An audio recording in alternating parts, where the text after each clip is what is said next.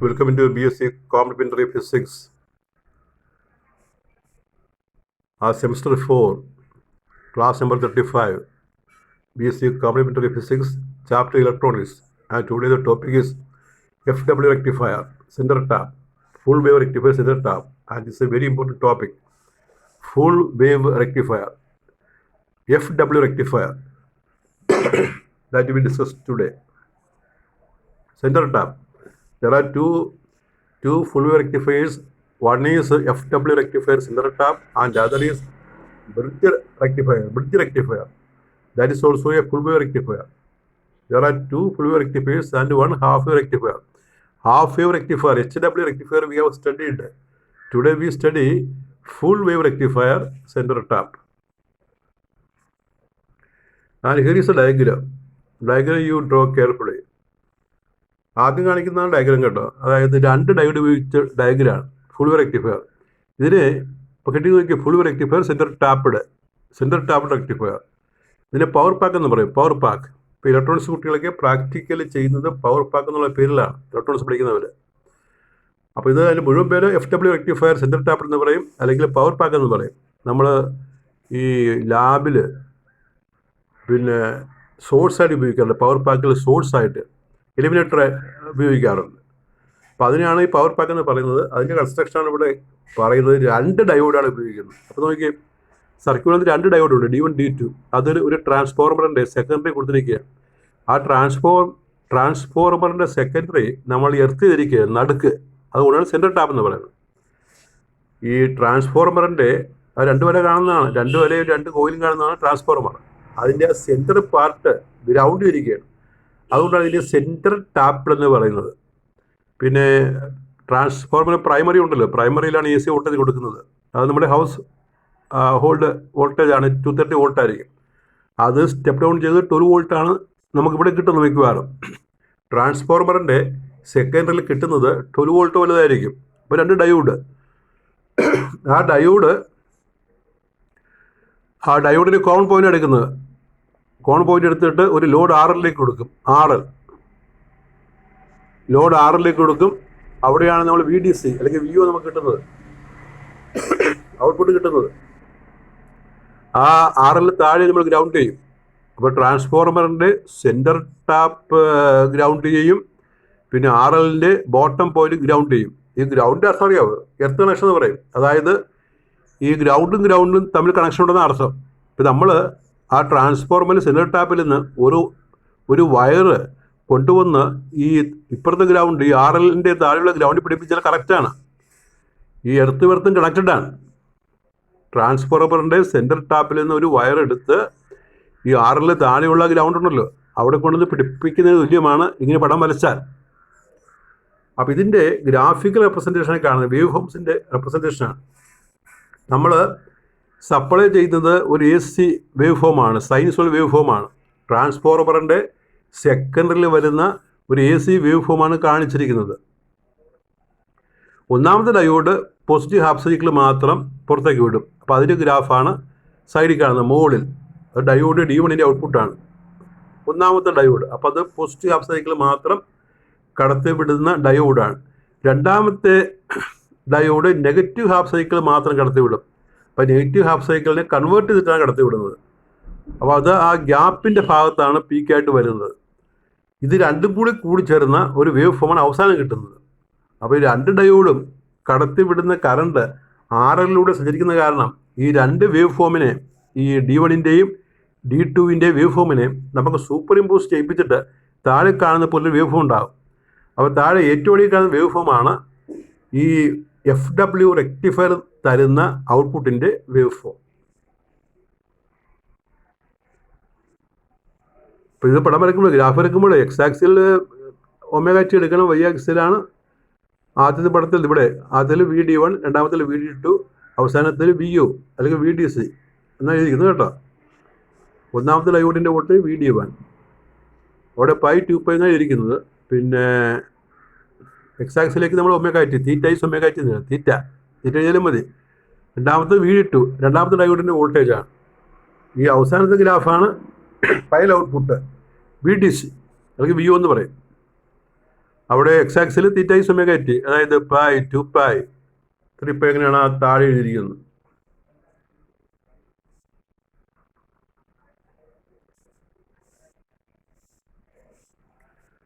അപ്പോൾ FW rectifier നമുക്ക് മനസ്സിലാക്കാം എന്താണെന്നുള്ളത്. പിന്നെ FW rectifier 2 diodes are used instead of one. Our AC is supplied across the primary of the transformer. The secondary of the transformer is center tapped. Our AC EMF is induced in the secondary. This will be the output voltage to the rectifier and it can be written as VI is VM sin theta. അപ്പോൾ റെക്ടിഫയറിൽ വരുന്ന input voltage VI is VM sin theta നമുക്ക് കൊടുക്കുക during the positive half cycle of the input. അപ്പോൾ ഇത്രയും പറഞ്ഞതിൽ നിങ്ങൾക്ക് സംശയമൊന്നും കാണത്തില്ല, കാരണം 2 ഡയോഡാണ് ഉപയോഗിക്കുന്നത്.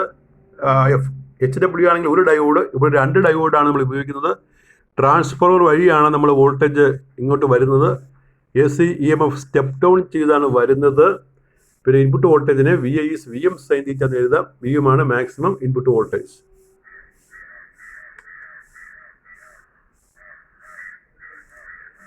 During positive half cycle, D1 is conducting while D2 does not conduct. Just the reverse in the negative half cycle. Positive half cycle diode D1 conduct ചെയ്യും, negative half cycle diode D2 conduct ചെയ്യും.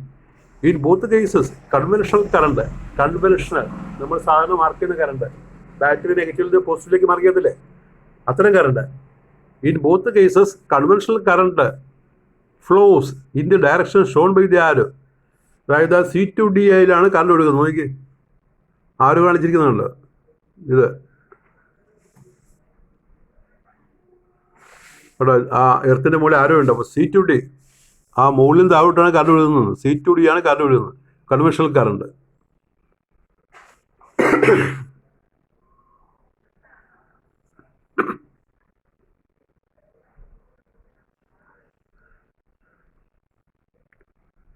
Direction shown by the arrow.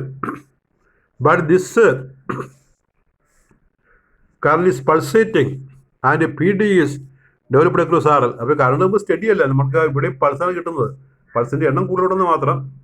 അപ്പോൾ അത് പിന്നെ pure DC അല്ല, ഒരു pulsating DC ആണ് നമുക്ക് കിട്ടുന്നത്. ഇതാണ് അതിൻ്റെ എക്സ്പ്ലനേഷൻ. ഇനി അതിൻ്റെ തിയറി പാർട്ട് കൂടി നമുക്ക് ഇന്ന് പറഞ്ഞേക്കാം. എഫിഷ്യൻസി ഓഫ് FW റെക്ടിഫയർ നമ്മൾ ഹാഫ് വേവ് പഠിച്ചതാണ്. ഹാഫ് വേവിൻ്റെ അതേ കാൽക്കുലേഷൻ തന്നെയാണ് ഫുൾ വേവിൻ്റെ കാൽക്കുലേഷൻ. ഉള്ള വ്യത്യാസം നമുക്ക് ഈ 2 ഹാഫ് സൈക്കിൾ ഉപയോഗിക്കുക എന്നുള്ളതാണ്. ഹാഫ് വേവ് റെക്ടിഫയർ ആണെങ്കിൽ നമ്മൾ ഒരു ഹാഫ് സൈക്കിൾ എടുക്കുകയും മറ്റേ ഹാഫ് സൈക്കിളിൽ സപ്രസ് ചെയ്യുകയും ചെയ്യും. ഇവിടെ ആകുമ്പോൾ 2 ഹാഫ് സൈക്കിളും നമുക്ക് എടുക്കേണ്ടി വരും. അപ്പോൾ എഫിഷ്യൻസിയെ പഴയതുപോലെ ഇറ്റായിസ് PDC by PS എന്ന് പറയും. Where PDC is the DC for output and PS is the AC for input, it can be shown that eta is equal to 0.812 by 1 plus RF by RL. 0.812 by 1 plus RF by RL, small RF by capital RL, where eta is the where RF is the forward resistance of the diode and RL is the load resistance. ഇതൊക്കെ നമുക്കറിയാവുന്നതാണ്. ഒരു half wave നമ്മൾ പഠിച്ചതാണ്. ഈറ്റ 0.406 by 1 plus RF by RL.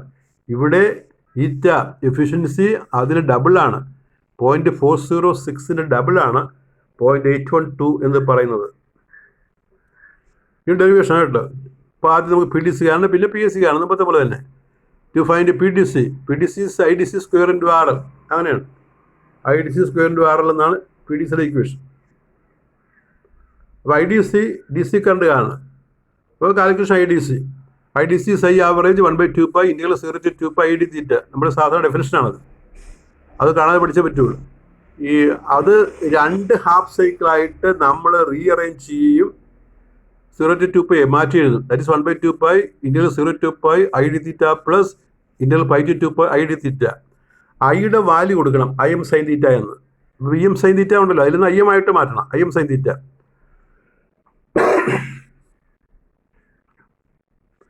That is IDC is 1/2π integral 0 to pi I M sine theta D theta plus pi to 2 pi minus I M sine theta D theta. കാരണം ഈ minus I M രണ്ടാമത്തെ term എടുക്കാൻ കാരണം അത് negative half സൈക്കിളാണല്ലോ. ഇപ്പോൾ കീഴ്പുട്ടാണ് അതിൻ്റെ എപ്പിക്കിരിക്കുന്നത്. അപ്പോൾ ഇവിടെയാണ് ഹാഫ് വേവ് റെക്ടിഫയറിൽ നിന്ന് വരുന്ന പ്രകടമായ വ്യത്യാസം. ഹാഫ് വേവ് റെക്ടിഫയറിൽ രണ്ടാമത്തെ ടേം നമ്മൾ എടുക്കാറില്ല. ഇവിടെ രണ്ടാമത്തെ ടേം എടുക്കണം, കാരണം ഇത് ഫുൾ വേവ് റെക്ടിഫയർ ആണ്. അപ്പോൾ മൈനസ് സൈൻ നമ്മൾ മുന്നോട്ട് മാറ്റുമ്പോൾ നമുക്ക് സ്റ്റെപ്പ് കിട്ടുന്ന I D C is I M 2 pi integral 0 to pi sine theta D theta minus integral 0 to 2 pi sine 0 to pi to 2 pi pi to 2 pi sine theta D theta. അതായത് I D C I M 2 pi ഈ sine theta D theta integral ചെയ്യുമ്പോൾ നമുക്ക് minus cos theta from 0 to pi minus cos theta from pi to 2 pi.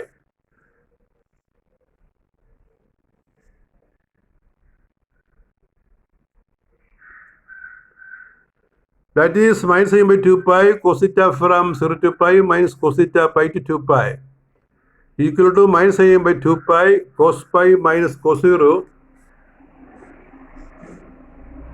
minus cos 0 minus cos 2 pi plus cos pi is equal to minus im by 2 pi minus 1 minus 1 plus minus 1.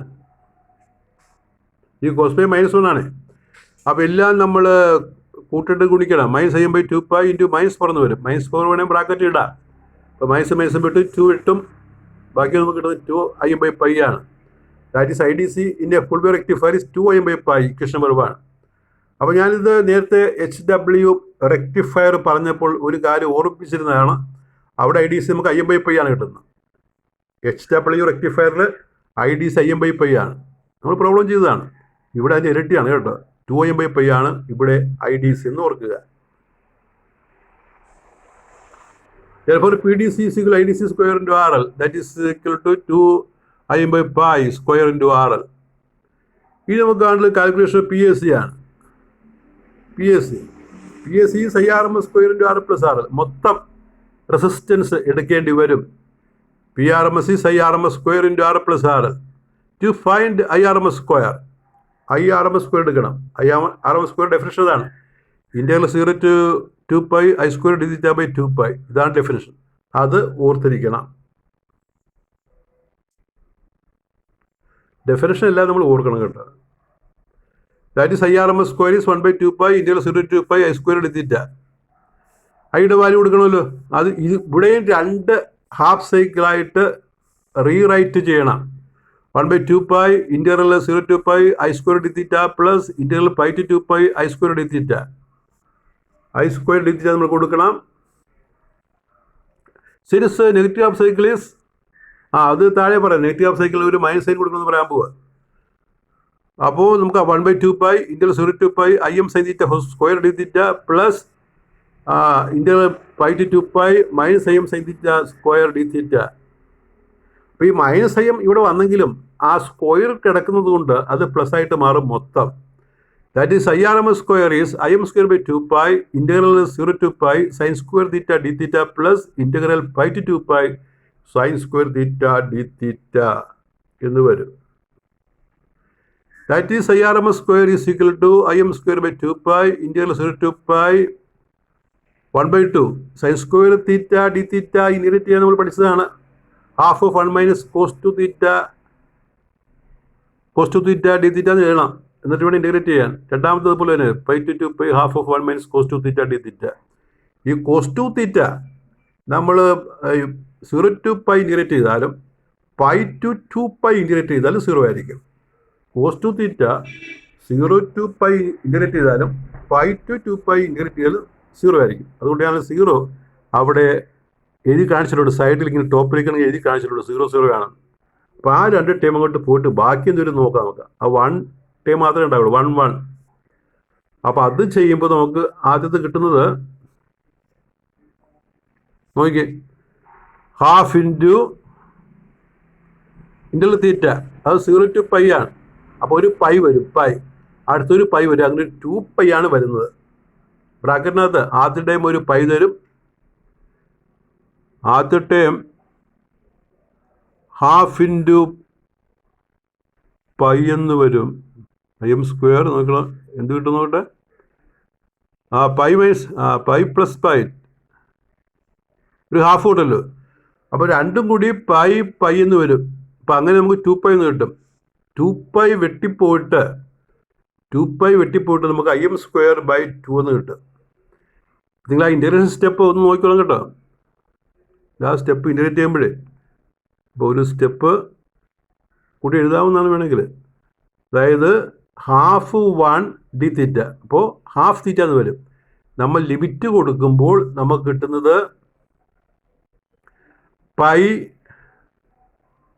Limit കൊടുക്കുമ്പോൾ π-0 എന്ന് കിട്ടും. Half ഉണ്ട് കേട്ടോ. ഇവിടെ കൊടുക്കുമ്പോൾ ½ × 2π - 5 അവിടെ pi വരും. അപ്പോൾ ½ π 1π എന്നാണ് വരുന്നത്. 1π അല്ലേ? 1π ആകുമ്പോൾ ശരിയാകും. 1π എന്നാണ് വരുന്നത്. ഇവിടെ എഴുതിയിലൊരു ചെറിയ മിസ്റ്റേക്ക് 1π എന്നകത്ത് വരുന്നത്. താഴെ im²/2π × 1π. അപ്പോൾ ശരിയാണല്ലോ. അപ്പോൾ സ്റ്റെപ്പ് എവിടെ ഒരു പ്രശ്നം പറ്റിയിട്ടുണ്ട്. പക്ഷെ ഇവിടെ എഴുതിയിരിക്കുന്നത് ശരിയാണ് അല്ല. അപ്പോൾ നമ്മൾ im²/2π ആണെങ്കിൽ അകത്ത് വരുന്നത്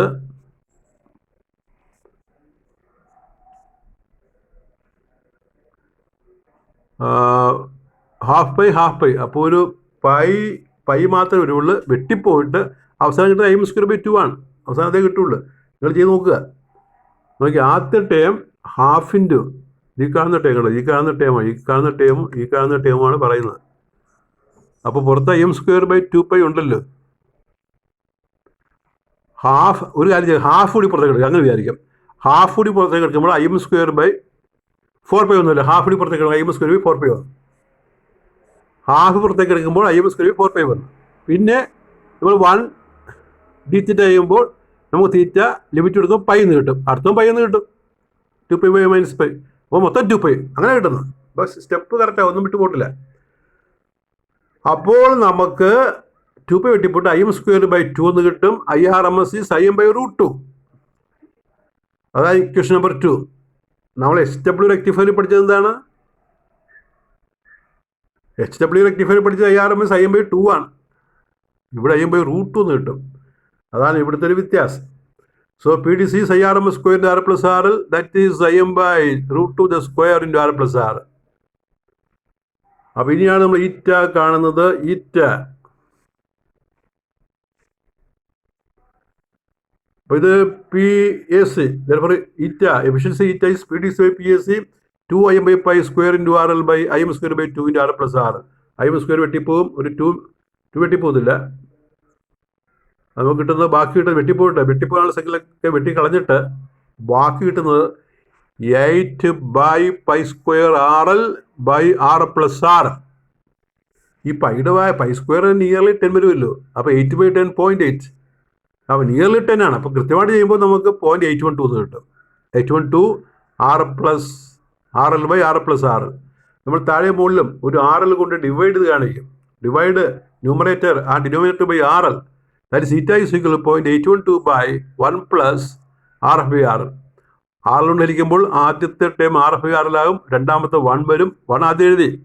0.812/1 plus RF/R. അതാണ് efficiency of FW rectifier center tapped. ഇനി മാക്സിമം എഫിഷ്യൻസി കാണാനായിട്ട് നമ്മൾ ആ താഴെയുള്ള RF/R 0 എടുക്കണം. അതാണ് അടുത്ത discussion. Here is the efficiency of a FW rectifier. Efficiency is maximum when RL is much greater than RF. That is RF/RL tends to 0. So eta max is equal to 0.812/1 plus 0. Is equal to 0.812, 81.2%. Half rectifier ആണെങ്കിൽ നമുക്ക് 40.6%. ഇവിടെ കിട്ടുന്നത് 81.2%. That is efficiency of a full wave rectifier is twice that of the half wave rectifier. അങ്ങനെ ചോദിച്ചിട്ടുണ്ട്. So that the efficiency of half wave rectifier is twice that efficiency of FW rectifier is twice that of half wave rectifier. അപ്പോൾ നമുക്ക് equation വെച്ച് പറയാം. The maximum efficiency of a full wave rectifier is 81.2. The maximum efficiency of HW rectifier is 40.6. So the first one is double that of second. അങ്ങനെ പറയാം. അത് mark നോക്കി പറയണം കേട്ടോ.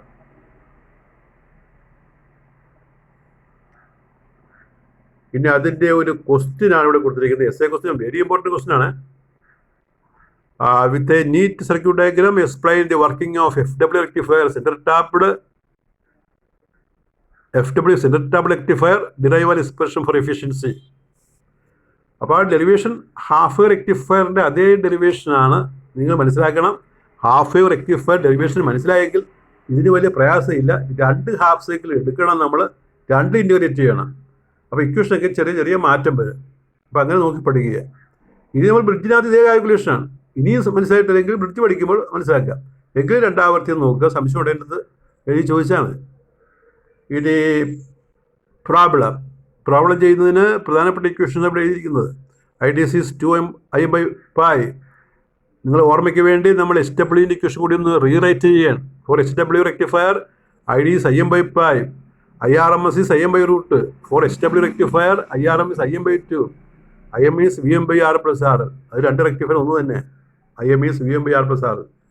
We continue problem in our next lecture. And with this, the 35th lecture is over. We continue the next class with the FW rectifier problems. Thank you.